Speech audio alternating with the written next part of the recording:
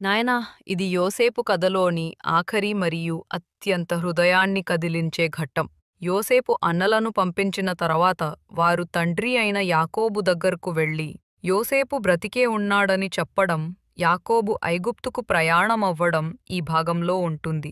అన్నలు సకల ఏర్పాట్లతో ఐగుప్తు నుండి యోసేపు పంపిన బండ్లలో ధాన్యాన్ని, బహుమతులను తీసుకుని కనానులో ఉన్న తమ తండ్రి యాకోబు దగ్గరకు చేరుకుంటారు. రూబేను: నాన్నగారు, నాన్నగారు, మీకొక శుభవార్త ఉంది. ఏమిటది? మీరు బెన్యామీనును క్షేమంగా తీసుకువచ్చారు, అంతే కదా? నాన్న, మీరు నమ్మలేని ఒక గొప్ప విషయం చెప్పబోతున్నాం. ఏమిటా విషయం? త్వరగా చెప్పండి.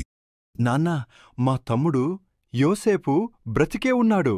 అంతేకాదు, వాడు ఐగుప్తు దేశమంతటికీ పాలకుడుగా ఉన్నాడు. యాకోబు భయంకరమైన నిశ్శబ్దంలోకి వెళ్ళిపోతాడు. వారి మాటలు నమ్మలేక, ఏమిటి? మీరు నా నెరిసిన తలపై ఇంకో భారాన్ని వేయడానికి చూస్తున్నాడా? మీరు నాతో అబద్ధం చెబుతున్నారు. యోసేపు చనిపోయాడు. కాదు నాన్నా, ఇది నిజం. అతడు ఐగుప్తులో ప్రధానమంత్రిగా ఉన్నాడు. నాన్నా, వాడు పంపిన బండ్లు చూడండి. ఇవన్నీ యోసేపు పంపినవే. ఐగుప్తులోని సంపదను పంపాడు. యాకోబు బండ్లు, బహుమతులు యోసేపు పంపిన సందేశాన్ని చూసి విస్మయం చెందుతాడు.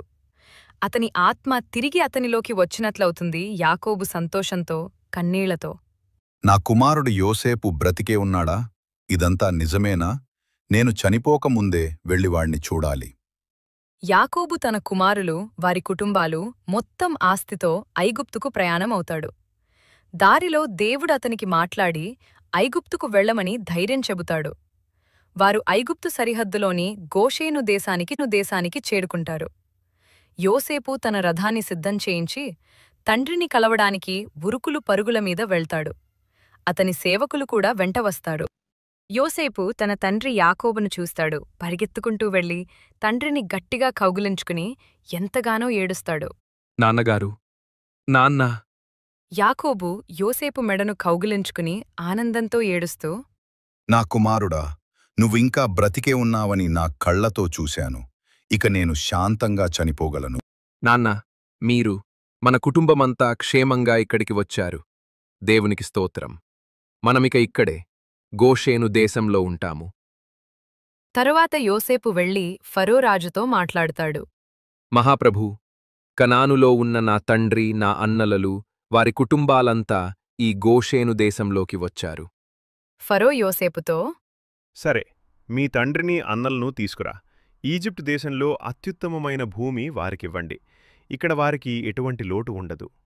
యోసేపు తన తండ్రి యాకోబును ఫరో ముందు నిలబెడతాడు. ఫరో యాకోబుతో: మీరు ఎంతకాలం నుండి జీవిస్తున్నారు? మీ వయసెంత? ప్రభూ, నా పరదేశ యాత్ర దినములు 130 సంవత్సరాలు. నా జీవితకాలం కష్టాలతోనే గడిచింది. అది నా పూర్వీకుల జీవితకాలం అంత గొప్పది కాదు. ఫరో యాకోబు ఆశీర్వదించిన తర్వాత: యోసేపు, నీ తండ్రికి, అన్నలకు, వారి కుటుంబాలకు అవసరమైనవన్నీ చూసుకో. వారు సుఖంగా ఉండాలి. యోసేపు ఐగుప్తు కరువు ముగిసే వరకు తన తండ్రిని, కుటుంబ సభ్యులందర్నీ జాగ్రత్తగా చూసుకుని వారికి ఆహారాన్ని, వసతిని అందిస్తాడు.